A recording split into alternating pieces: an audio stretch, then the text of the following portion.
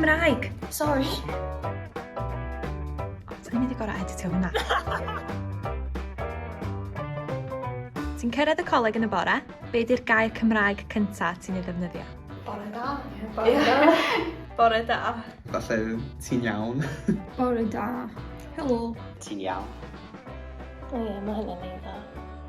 Pa air Cymraeg sy'n cael ei ddefnyddio fwyaf yn ystod y dydd yn y coleg? O, genod. Amser cinio. O, dda iawn. Mae athrawon yn dweud o. Diolch yn fawr. Falle ti'n iawn eto. Dwi ti? Gwrthgyferbyniad. Un gair sy'n cynrychioli'r coleg? Gwych. Diddorol. Indian. Neis. A ddechog. A gwych, dwi'n meddwl. O'r coleg. Wel, i fi, mae'n perffaith. Be fysa top tip ti i ddechrau sgwrs yn y Gymraeg? Llawer cwestiynau, sut o'i ti?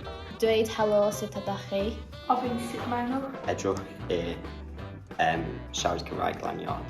Paid y phoeni am wneud camgymeriadau. Dwi'n gwybod. Mae'n abys.